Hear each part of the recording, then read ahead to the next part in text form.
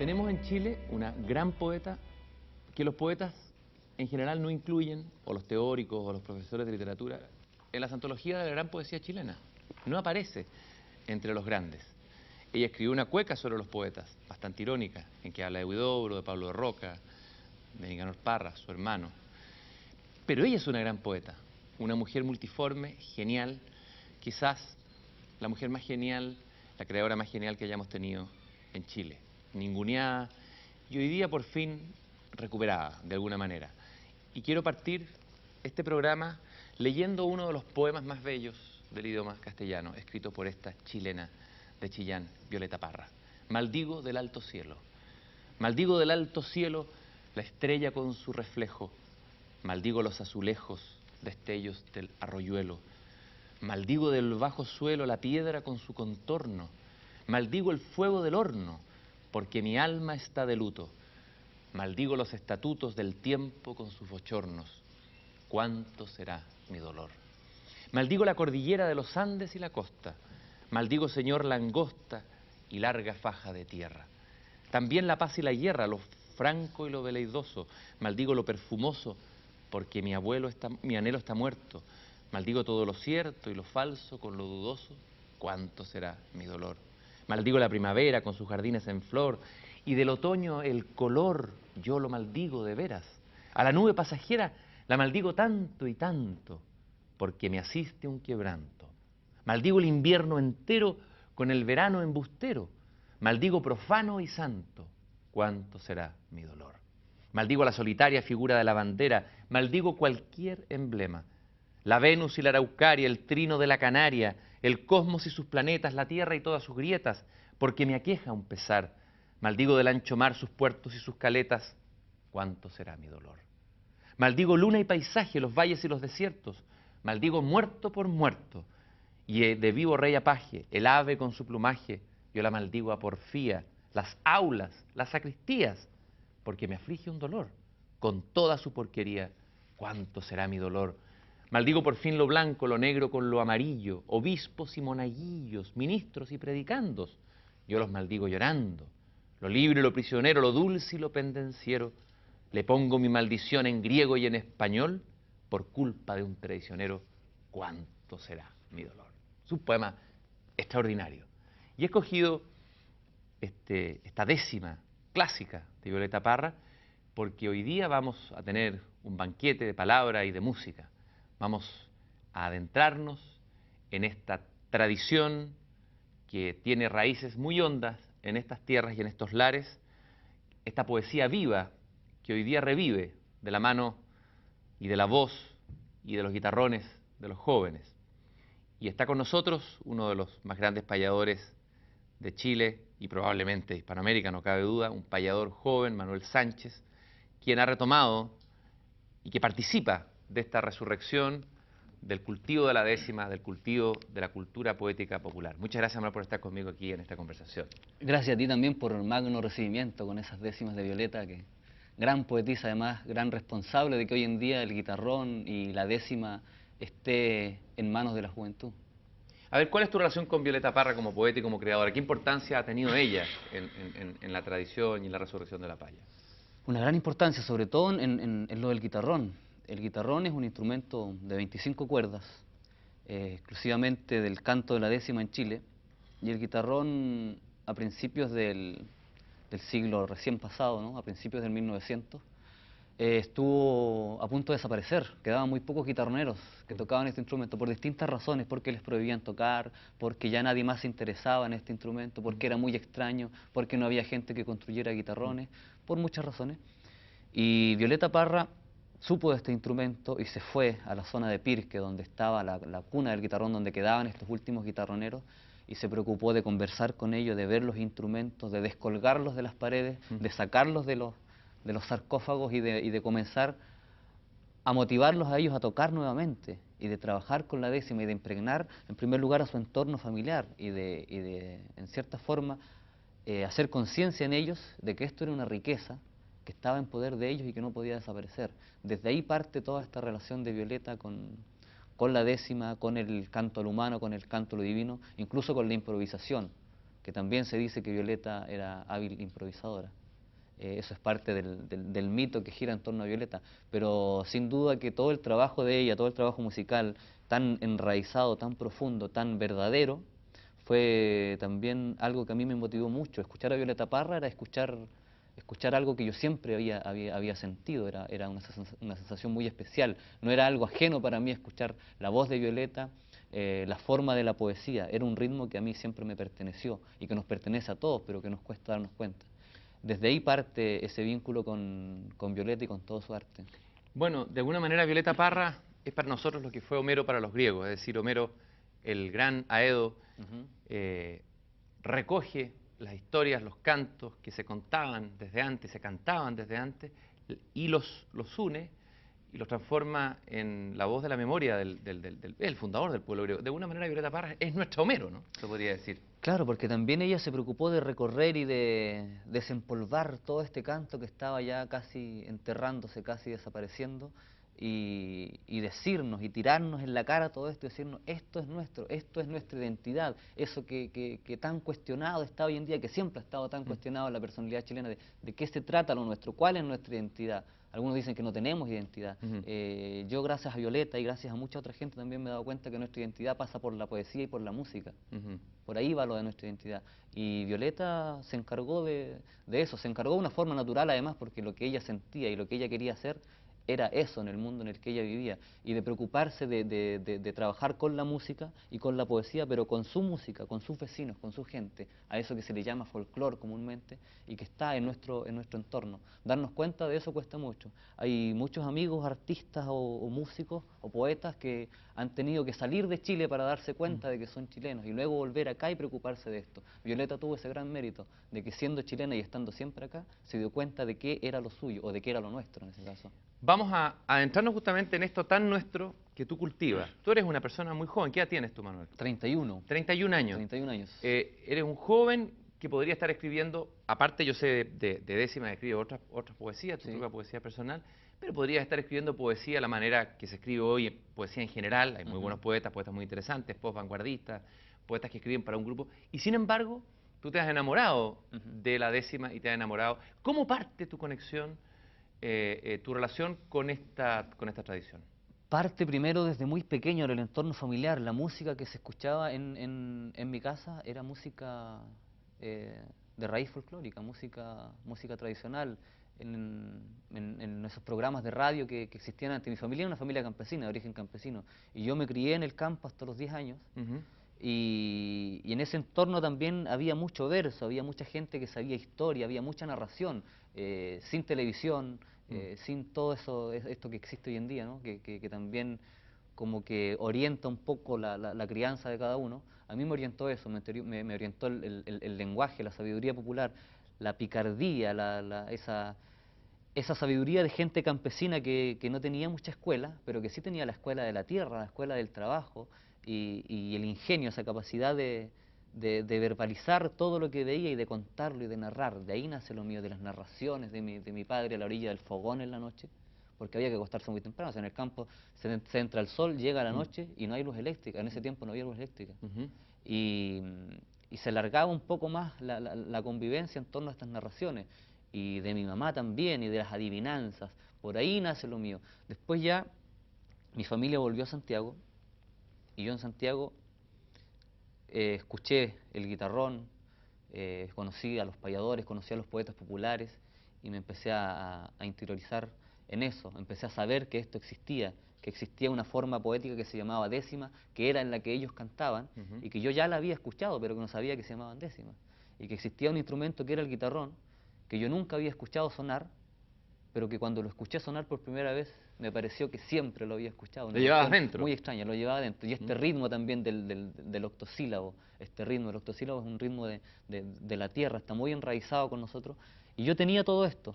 Y ahí empecé a descubrir este mundo maravilloso del canto a lo divino, del canto a lo humano, de la composición de versos encuartetados, y después, con el tiempo también, de la improvisación de las décimas, que es algo mayor, además. Este octosílabo, esta décima, este guitarrón, este mundo que tú refieres es un mundo rural, de la tierra. Sin embargo, hoy día la paya, donde está más viva, pareciera, según tú mismo me has contado otras veces, es en la ciudad.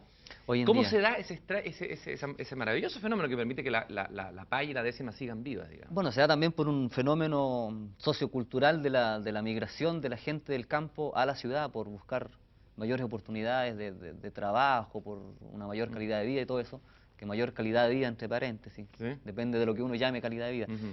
También está de la mano con eso, y además porque el mundo del guitarrón y de la décima en Chile también es un mundo que está cerquita de Santiago, Ajá. o sea, de Santiago y sus alrededores. No es ni del norte ni del sur, sino que está muy centralizado acá en la zona de Melipilla, de Pirque, de Codegua, de Aculeo, en esos lugares.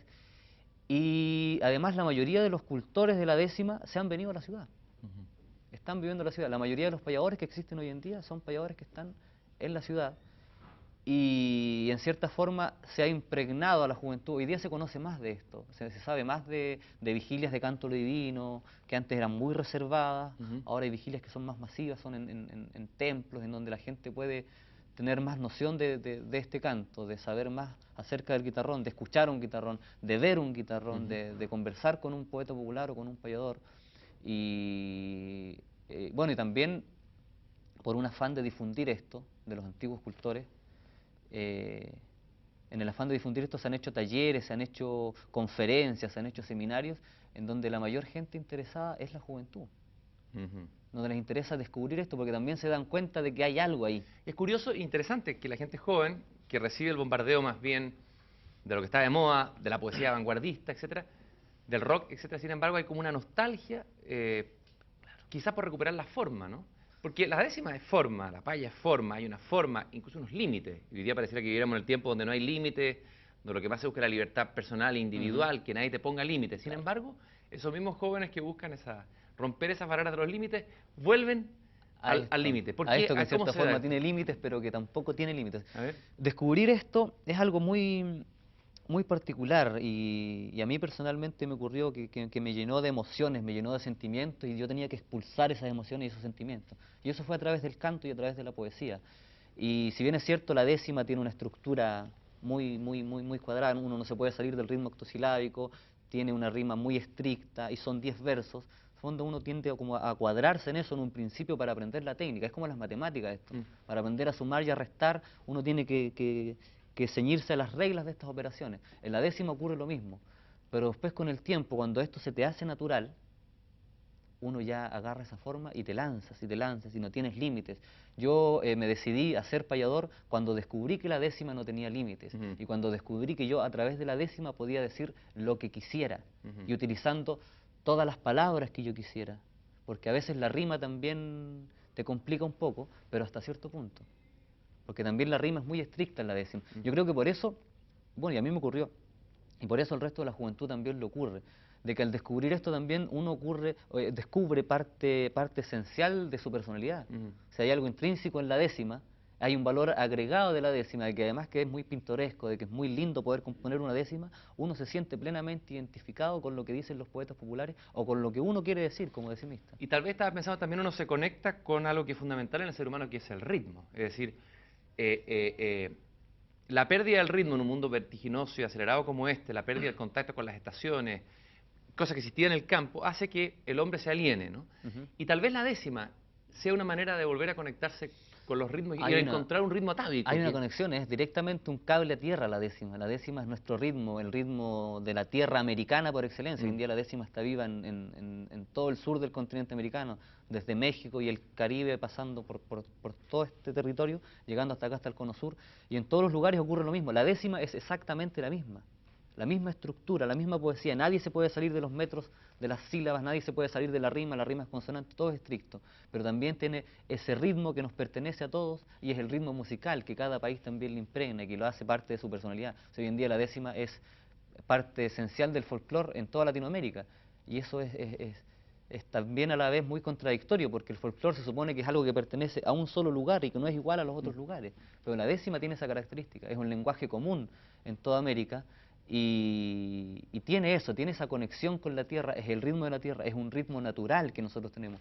Comúnmente en los países de habla castellana, Nosotros hablamos comúnmente en octosílabos, hablamos en ese ritmo, mira, hablamos en ese ritmo. O sea, es natural el Es natural, no nos damos cuenta. Hablamos en 8 sílabas. Hablamos en eso, mira, hablamos en 8 sílabas. Es eso mismo. Qué interesante. ¿Y ese octosílabo a qué nos remite? ¿Por qué será eso? ¿Por qué cuajó tan bien el octosílabo aquí? Porque en España, a pesar de que existen, dicen ensayadores en las Canarias, yo estaba buscando por ahí en internet, sin embargo, es una tradición muerta. En cambio, aquí es viva. ¿Por qué aquí el octosílabo prende mejor y se mantiene vivo hasta hoy día? Se mantuvo vivo ¿Qué cualidad porque... tiene ese verso para ti, como poeta, el verso de 8 sílabas? Mira, tiene, no sé cómo explicarlo, pero Sí. tiene me identifica, tiene como parte de de la esencia de mi personalidad para poder comunicarme, para poder hablar en cierto ritmo que en el fondo es natural, para comunicarme con la gente en ese ritmo. Y la décima cuajó tanto acá porque se quedó en lo popular, se quedó en el lenguaje cotidiano. Tal vez si hubiera llegado primero la décima a los libros, tal vez ya habría desaparecido, como desapareció en otros lugares del mundo. Pero acá se quedó en lo cotidiano, se quedó en el lenguaje natural, en la forma natural de comunicarse de la gente. En el sentido común, en los lugares comunes. En los lugares comunes. Además por una cuestión de narración, de vivencia del lenguaje. O sea, casi todas las narraciones, todos los cuentos, todos los dichos populares, las adivinanzas están hechas en octosílabos. Bueno, el romancero también en El España romancero, es el romancero octosílabo. popular. O sea, el octosílabo sirve mucho, como tú dices, para narrar, Claro. para contar historias. Y es un lenguaje que se te queda fácilmente en la memoria. O sea, una frase octosilábica se te queda fácilmente. A ver, alguno de los octosílabos que más te haya gustado, que estén en tu memoria, que tengas ahí cerca tuyo. Que saco rogar al cielo, por ejemplo. Mm. Ese es un gran octosílabo. La belleza de pensar. Un gran octosílabo. Chúpate esa, oye. Chúpate esa mandarina. Chúpate esa mandarina. Otro octosílabo, claro. Bueno, esta maravilla de Violeta Parra que leíamos recién, ¿no? Maldigo del alto cielo. Maldigo del alto ¿Qué cielo. verso es ese? Potente. Un tremendo verso. Esa es una composición metafísica de Violeta. Ahí lanzó todo para afuera. Es como expiar a través de la poesía todos los males interiores.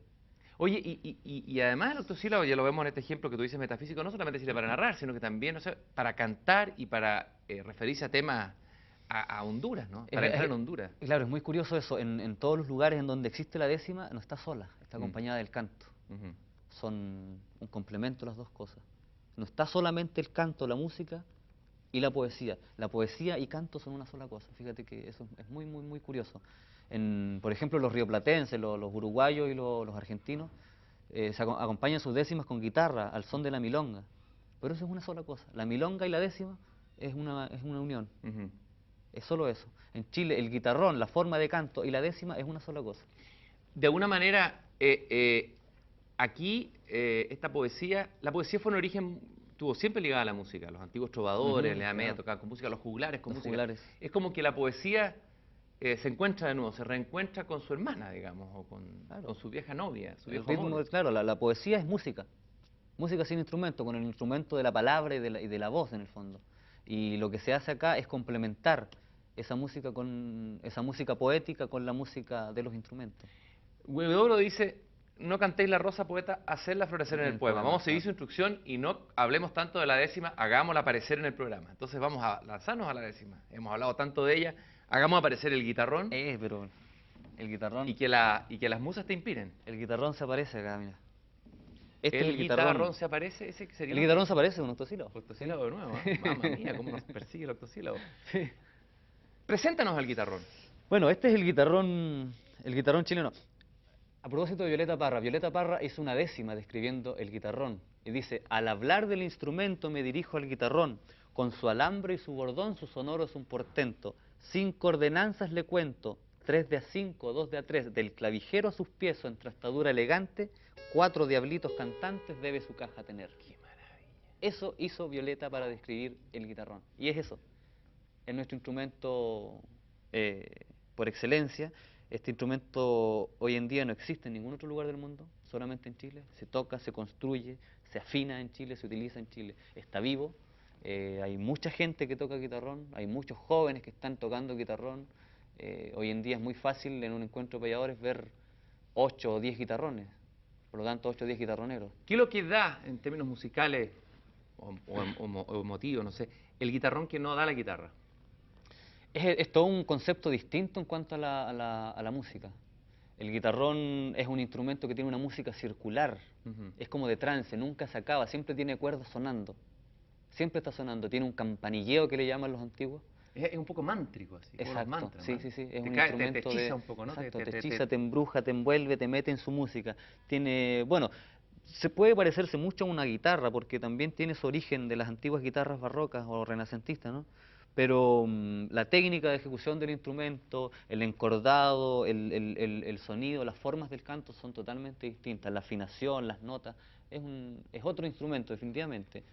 Tiene sus 25 cuerdas, bueno, y tiene un origen que se remonta, es una historia en realidad muy misteriosa. Y es Ajá. un misterio que hoy en día tengamos el guitarrón vivo en Chile, no está en ningún otro lugar del mundo. Pero tiene la técnica de ejecución del laúd, tiene estos puñales, estas cimitarras, ¿no? Estas alfanjes moriscas. Ujú. Y la forma del canto también es una forma melismática, es una forma arábiga. Tiene relación con la música arábigo-andaluza que también llegó con los moros a Oye, España. somos bien, los chilenos somos bien arábico andaluz en alguna parte, el guaso... Y la forma de hablar mm, también, somos bien andaluces. Las formas del canto, la cueca también, la cueca. Pero, claro, con esa mezcla que se dio del moro y el español, ¿no? ujú, De ahí también viene la cueca, con el canto a la daira, que es el canto en rueda. El canto, la poesía popular en Chile también se canta en ruedas, la paya es en rueda. ujú. Y todo es circular, todo es muy mántrico, como tú decías, todo tiene eso de ritual. Manuel, una décima, pero una décima que nazca aquí. O sea, una de las cosas que más me han impresionado a mí, cuando uno asiste a estos recitales de paya o encuentros de payadores, que se están dando mucho hoy día en Chile, lo que más emociona es esta capacidad improvisadora. Porque hay décimas que se escriben, la misma Violeta la transformó en un libro, pero esa décima que se construye ahí mismo en el instante, que es única y irrepetible y desaparece. Esa poesía gratuita, que no queda Ujú. en ninguna parte después, a lo mejor alguien la grabó, pero que se va y que aparece en ese momento. Esa es la magia que tiene la décima en todos los países de América Latina. La improvisación de la décima es el arte rey por excelencia. O sea, un payador que no improvisa una décima no puede ser payador. O sea, es su examen de grado el poder improvisar una décima. Y esa es la magia que tiene, eso es lo que embruja también. Ujú. El poder improvisar a través de... El lograr esa técnica es una cuestión muy mágica, que por más que uno le busque explicación, no la tiene y nace. ¿Y cómo vamos a partir esta décima? ¿Tendré que darte yo un pie Dame un pie forzado. Nosotros le llamamos pie forzado a una frase octosilábica con la cual nosotros terminamos esa décima. Es el final tú me vas a dar el final de la décima.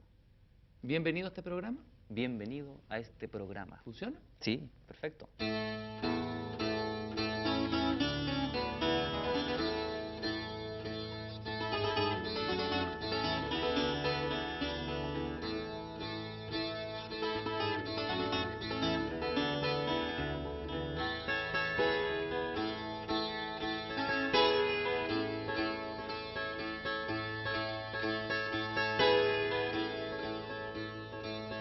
Este canto es nuestro y vive. Este canto es nuestro y vive. Y hoy lo quiero improvisar. La belleza de pensar, quiero todos la cultiven.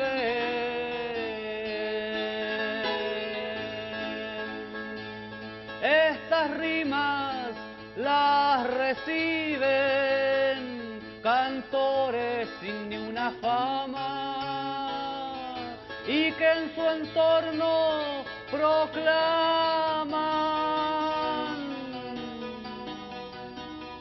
con versos y con su afán. Mientras me dice Cristian, bienvenido a este programa. ¡Qué maravilla! ¡Wow! Y qué adrenalina, oye, ¿ah? Ese momento final dramático en que... Los A ver, ¿dónde finales, se juega todo aquí? Porque yo te di el pie y a ver, tú agarraste este verso que yo te di, que es el pie forzado, sí, pero el pie no va al comienzo, el pie va, va al final. A ver, ¿cómo va al se da eso? final. En realidad los finales de las décimas son apoteósicos. Ujú. Una décima sin un buen final Un remate se llama queda en eso, el ¿no? aire, el pie forzado también se le llama, el punto fijo. La última frase, en realidad las dos últimas frases son esenciales en la décima, pero en realidad todo, cada verso, cada frase que uno incluye para armar la décima debe tener sentido, porque es muy sencillo rimar por rimar y terminar diciendo bienvenido a este programa. Claro. Pero armar una décima, en realidad tiene que tener 4 sonidos la décima, que se los dan las rimas consonantes, ¿no? Tiene 4 rimas distintas, que se los da la consonancia. Y armar la primera cuarteta también tiene tiene mucho oficio eso. Ajá. Hay gente que se preocupa mucho de armar el final y de Ajá. hacer un buen final, y todo lo demás como que no importa, queda muy volando. Queda como relleno, ¿no? Queda como relleno, pero también es importante armar una buena cuarteta, empezar bien una décima y luego rematarla. Entonces, las claves de un payador son, aquí estamos contando secretos acerca Secretos del del arte. mago. Secretos, claro. Del alquimista. Para armar una buena décima, uno tiene que pensar, antes de comenzar, tiene que saber cómo va a terminar. Wow. O sea, el verso 9 y 10 Tiene que ya estar. tiene que ya estar antes. ¿Qué pasa si no está? Vas a tener que entregarte al... Te arriesgas a que Uno se todo se arriesga venga abajo. a que todo se venga abajo, a que todo lo que construyó en las 8 frases anteriores se derrumbe en la 9 y la 10. Porque una décima sin un buen final queda en el aire, queda esperando qué pasa. Cada décima en el fondo es un cuento, con un comienzo, con un desarrollo, con una conclusión. Y eso es la décima. Cada décima es un mundo. Además, cada frase de las décimas es un mundo. La primera cuarteta es un mundo, la segunda cuarteta es otro mundo, y los 2 versos que la enlazan al medio, porque en el fondo una décima es enlazar 2 cuartetas redondas, ¿no? Y esos 2 versos que unen la primera con la segunda, también, o sea, todo es un concepto... Bueno, Dios y el diablo están en el detalle. Exacto, es verdad. Dime una cosa, Manuel, ¿cuáles son las distintas formas de...? Porque a ver, están las décimas, está el canto a lo divino y a lo humano. Esto parte muchas veces desde una dimensión religiosa, de un rito religioso. Los cantos para el angelito, eso ya se sabe, pero yo he visto en estas reuniones de payadores que se cultivan distintas formas de diálogo, incluso de debate o de duelo, ¿no? A ver, ¿cuáles son las distintas formas posibles? Mira, nosotros tenemos la suerte en Chile de que las formas de improvisar son muy variadas, a diferencia de otros lugares en donde la forma exclusiva de la improvisación es la décima, y en esa forma exclusiva de improvisación está también el contrapunto como forma exclusiva de expresión de la décima. En Chile existen los contrapuntos, por supuesto, que son como la esencia del mundo de la paya, pero también existen muchas otras formas que se cultivan no solo en décimas. La cuarteta en Chile se cultiva mucho, casi más que la décima. Ajá. Es algo curioso. En la improvisación la cuarteta se cultiva muchísimo. Y pueden ser cuartetas redondas, cuartetas trabadas o cuartetas simples, pero que son esas estrofas de cuatro líneas, con rima consonante también, por supuesto. Y en cuartetas existen banquillos, banquillos de preguntas y respuestas, por ejemplo, en donde entre varios payadores sientan a uno en ese banquillo imaginario y le hacen preguntas, y él tiene que salir del paso de cada una de esas preguntas y responderlas. O sea, el Todo eso es diálogo cuarteta. platónico es una alpargata vieja al lado Claro, del banquillo. claro. ¿Ah? Claro, y cada uno va pasando, como es un canto en rueda siempre, cada uno va pasando por ese banquillo. O sea, si hay 4 payadores, los 4 tendrán que en determinado momento sentarse en el banquillo y ser acosados por preguntas de los demás. También hay otra forma distinta que surgió hace poco tiempo del banquillo, en donde el público, y eso también es algo muy particular de Chile, el espectáculo de la paya, porque la paya es un espectáculo, la paya forma parte de las artes, no como el canto a lo divino, que es una tradición, es un ritual. La paya es espectáculo. Hay mucha interacción con el público. En Eso es otros muy lugares, interesante, ¿eh? en otros países, el payador, la pareja de payadores o los payadores están en el escenario y el público solamente escucha y aplaude.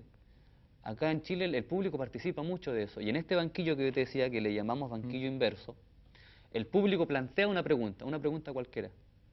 Uno de los payadores la arma en una cuarteta y se la formula a los otros y los otros lo responden. O sea, por lo tanto, una pregunta puede tener 3, 4 o 5 respuestas distintas. Qué interesante, esto es como si de alguna manera la poesía hoy día en el mundo contemporáneo se ha ido cada vez más aislando. Los libros de poesía se venden en liquidación en las librerías, en esos canastos, ¿no es cierto?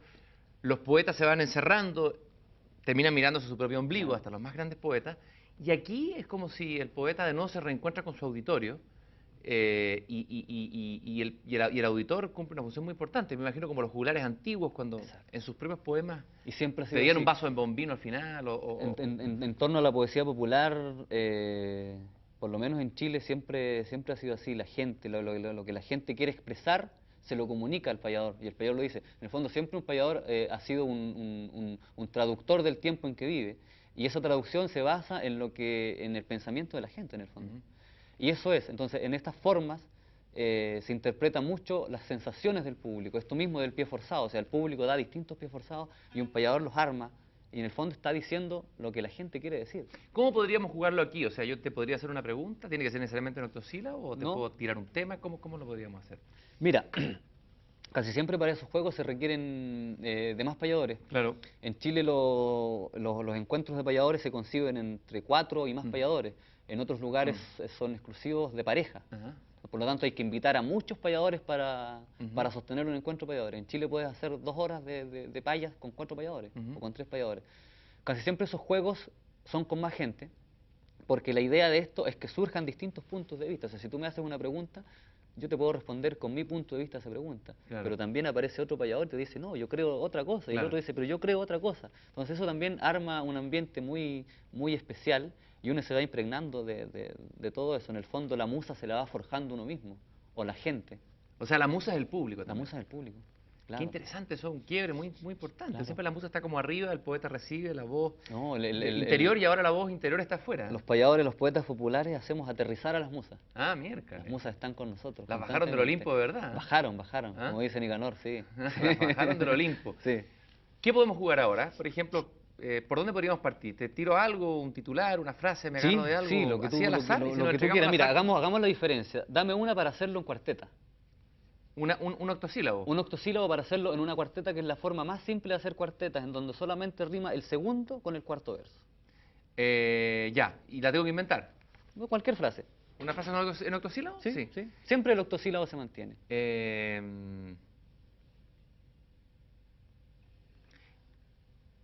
¿Cuál es el alma de Chile? Ya. Esto va en cuarteta o copla, ¿no? ¿Cuál es el alma de de Chile? Chile?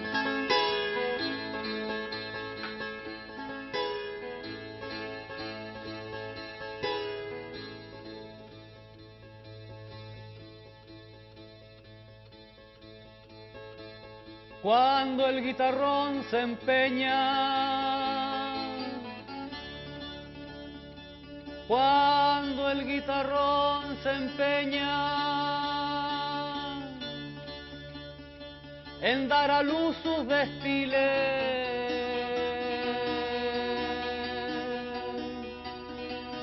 asimismo nos enseña cuál es el alma de Chile. Eso es. Qué bonito. Sí, pero en el camino me di cuenta que yo te dije que iba a ser una simple solamente rimando segundo con cuarto. Claro. Hice una que rima primero con tercero, segundo y cuarto. Tú transgrediste ahí. Claro. ¿Y el payador transgrede la forma? ¿Cómo sea el tema de la transgresión? De repente yo he visto que la Violeta Parra cambia, hace una rima que no era efectivamente la que correspondía. Porque la rima de la décima, ¿cuál es? Para decirla simplemente. A, B, B, si uno tuviera que simplificarla. Mira, en el fondo, bueno, son los 10 versos, ¿no? Rima el primero con el cuarto y el quinto, Sí. y el segundo con el tercero entre sí. Y después rima el sexto con el séptimo y el décimo, y el octavo con el noveno. Esa es la forma.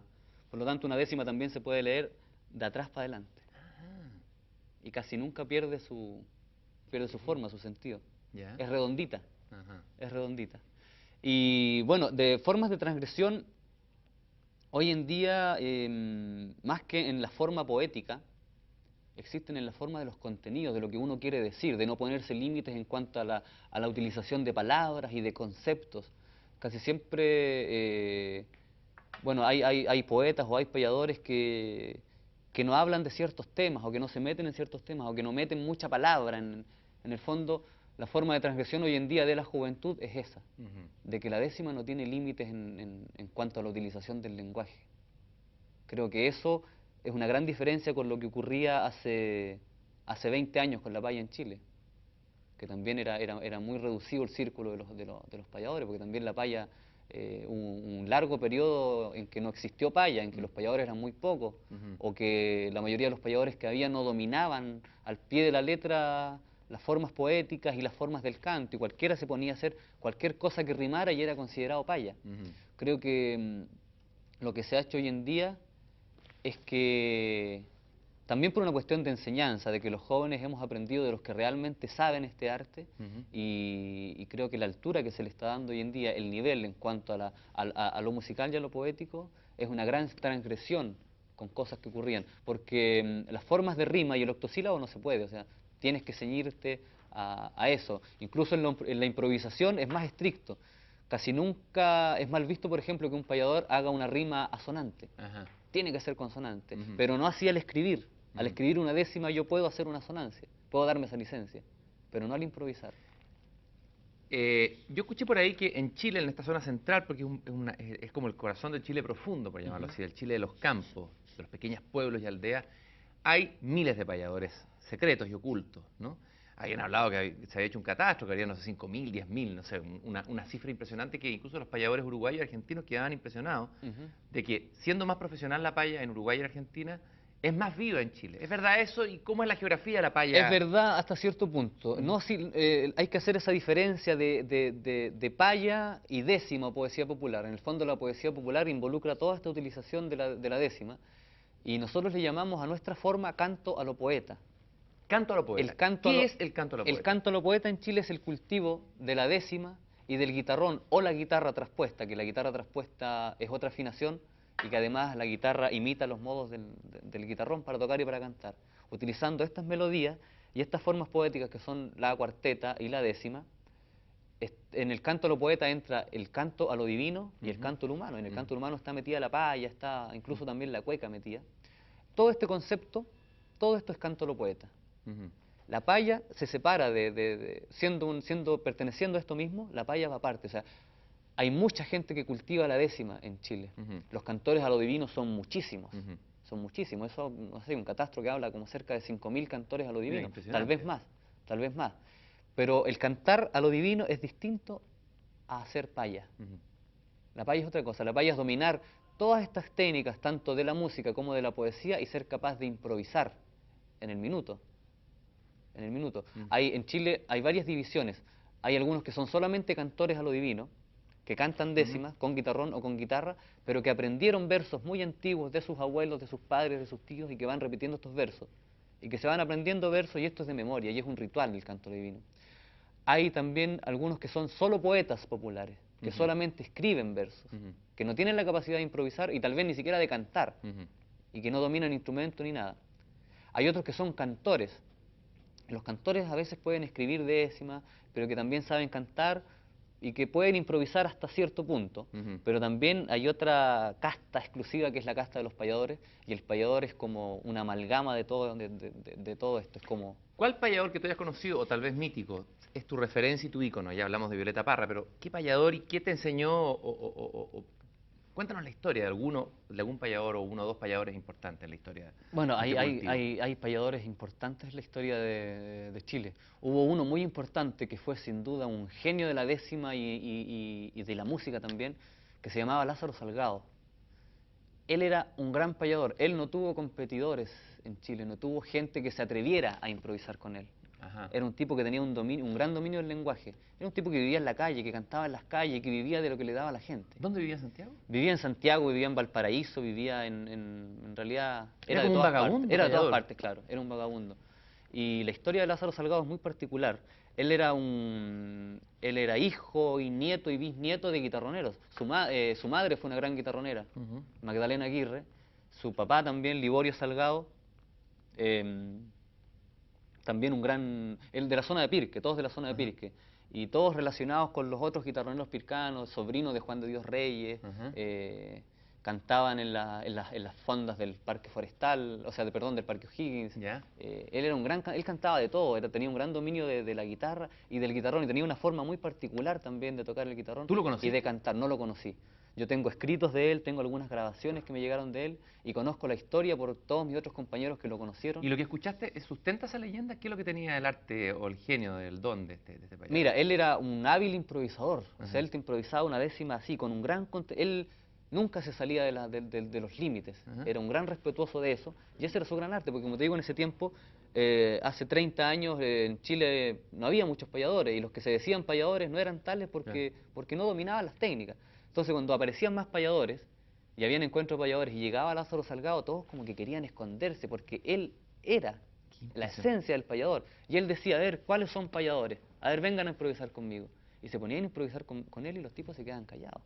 sea, él tenía un gran manejo y le gustaba mucho el esdrújulo, Ajá. hacer rimas esdrújulas. Son difíciles. Muy difícil. Cabronas. Improvisar en esdrújulo además es muy difícil. Entonces se ponía a cantar a dos. Hay una forma en Chile que le llamamos el canto a dos razones, Ah, qué que bonito en donde eso. se arma una misma décima entre dos. Tú haces dos versos, yo hago dos. Poesía dos, colectiva. poesía El colectiva. viejo sueño de Lautréamont que dijo, algún día la poesía será escrita por todos. O sea, desaparece el autor individual, ¿no? Y acá también se da eso, se Ajá. cumple eso a cabalidad, o sea, desaparece el autor y en el fondo uno está haciendo poesía colectiva. Tú hablaste ahí salió la palabra técnica. Bueno, las palabras siempre hablan y hay que oírlas, y los payadores nos han enseñado eso. Hoy día hablamos del mundo de la técnica, Chile hay que se desarrolla técnicamente, sin embargo uno se da cuenta que aquí se habla mucho de entrar en el mundo tecnológico y sin embargo en el detalle las cosas están mal hechas. Es un país donde las cosas se hacen mal muchas veces en el detalle, o apresuradas o mal hechas. Sin embargo, yo veo en este cultivo de la paya un modelo del rigor, de la técnica, de las cosas bien hechas, casi una escuela, diría yo. Exacto. Eh, Esa es la gran en el escuela mundo de lo desprolijo, por decirlo así. Esa es la gran escuela, sí, es la gran escuela de la décima en Chile, pero del canto que empezaron a promover los mismos poetas populares y que después se... Bueno, Lázaro es la gran escuela de esto. A Lázaro se llegaron muchos otros, en primer lugar para conocerlo como personaje, y después porque el tipo era genial haciendo los versos, era perfecto en su forma de canto y en su forma de improvisar. Y esa rigurosidad se interpreta hoy en día en ese legado, en la juventud que está practicando esto. Hace poco tuvimos un ciclo de payadores en donde habíamos 4 payadores jóvenes, o sea, de 35 años para abajo, entre 24 y 35 años, con 4 guitarrones y todos haciendo rima consonante, todos con dominio cabal de todas las formas del canto improvisado en Chile. Y esas son cosas que antes no se daban. Se desvirtuó mucho este arte, apareció mucha gente diciendo que era payador y que hacían cualquier cosa, sin contenidos, Sí. una cuestión muy burda. O sea, aquí el ritmo y el contenido van íntimamente unidos. Tú hablaste del canto a lo divino. También es importante conocer, a ver si pudieras cantar o interpretar un canto a lo divino, porque yo creo que ahí también hay un tesoro. El canto a lo divino es un gran tesoro, te digo. En Chile, si habemos 100 payadores, es un gran número, pero existen más de 5.000 cantores a lo divino. Wow.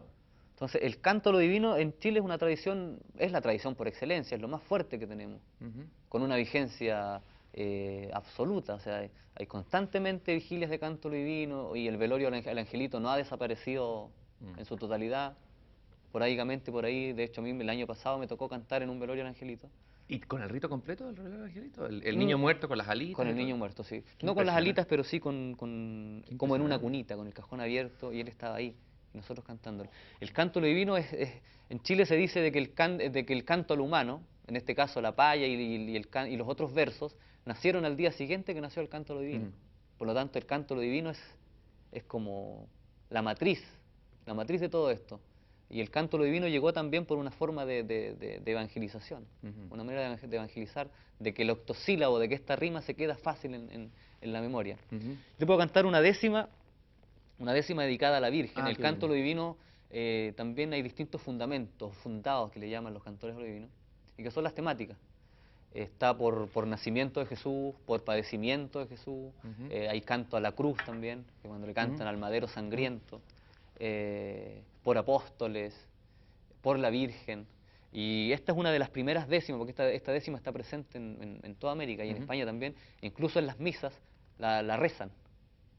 La rezan. Yo no sé si sabrán si es una décima o no, pero es una décima que la Oye, rezan. podrían, en las misas debieran tocar, debieran el payador en vez de tanto guitarrero que toca estas canciones un poquito De a poco se está impregnando. También se sabría la es que además de a poco la iglesia empezó a aceptar el canto Claro. a lo divino como no como una tradición pagana, como ellos lo llamaban, sino como una forma esencial de la expresión. En el fondo, cantar a lo divino es rezar en rimas, rezar cantando. Y tiene una gran complejidad, además, el canto a lo divino. Es una cuestión de doctrina, metódica y de mucha fe, además. Esta décima que yo voy a cantar es una de las primeras décimas que llegó a América.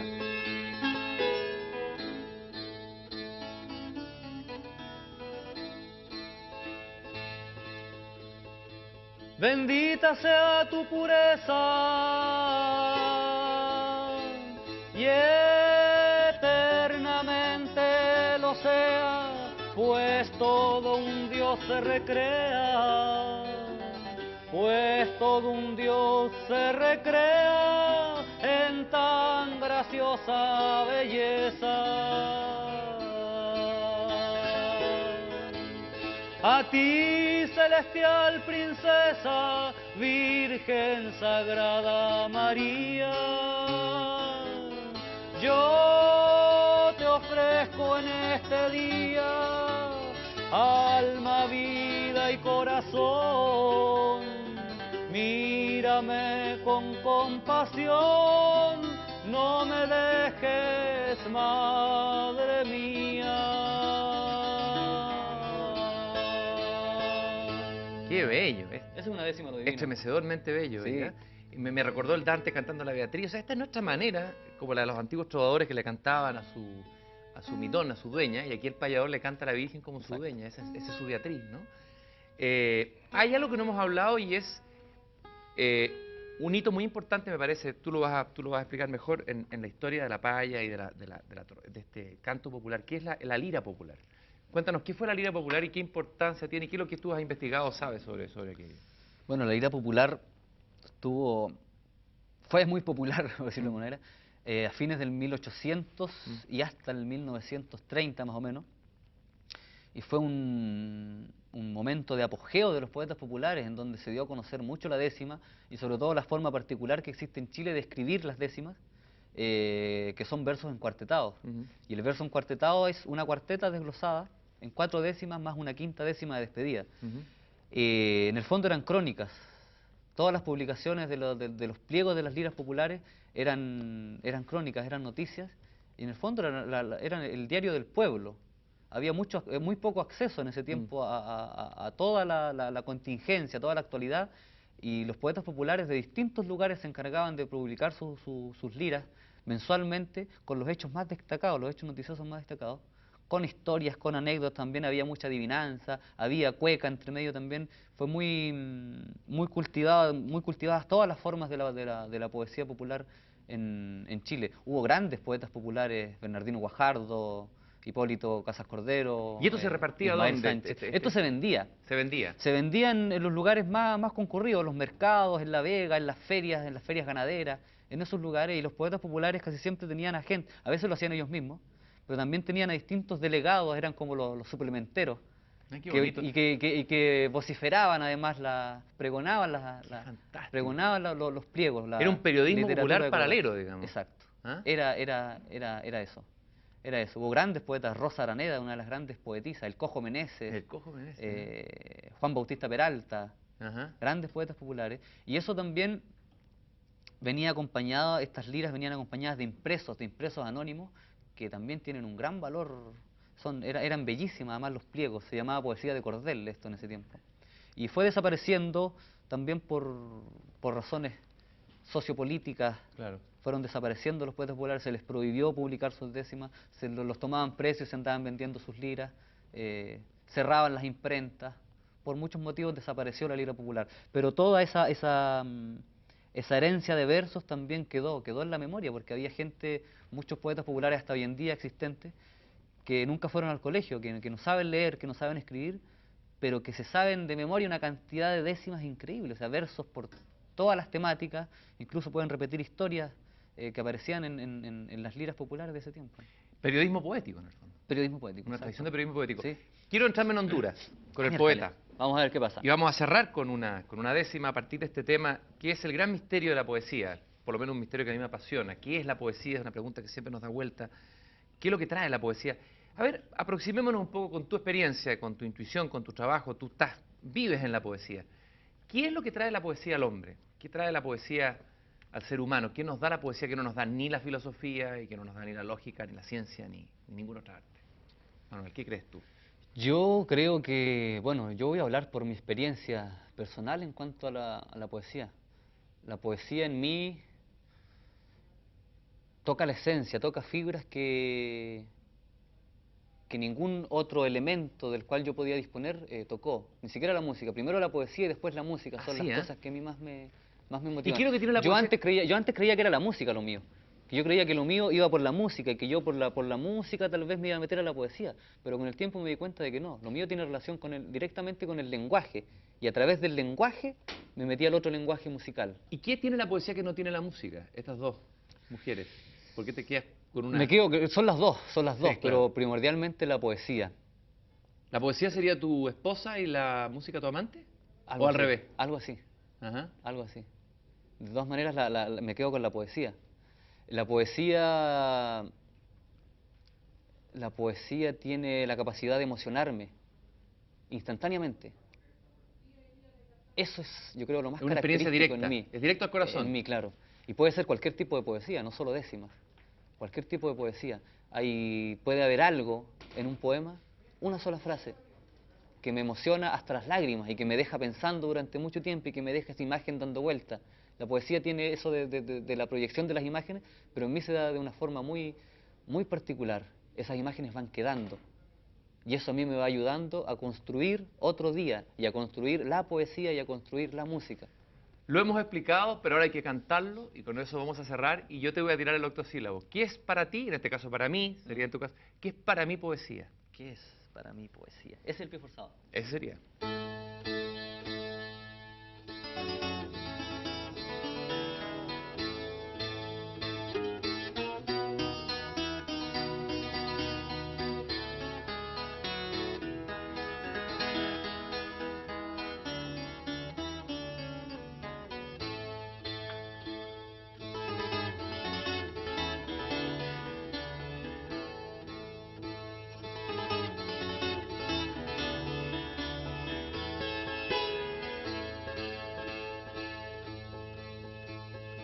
Desde los tiempos de Homero, desde los tiempos de Homero, y a caballo en una rima, verseando llegué a la cima de un pensamiento coplero.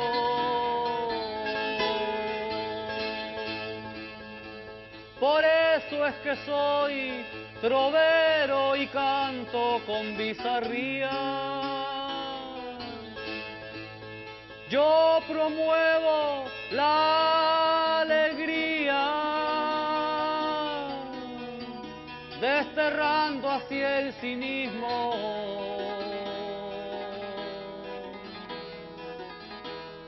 Contigo y conmigo mismo, que es para mí poesía. Maravilloso.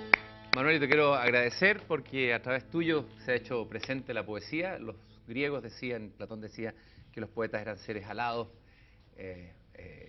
arrebatados por el entusiasmo, que es la presencia de lo divino en la tierra, y yo creo que tú eres una prueba fehaciente de aquello. Muchas gracias por haber estado aquí en esta conversación. No, muchas gracias a ti. Por este rato.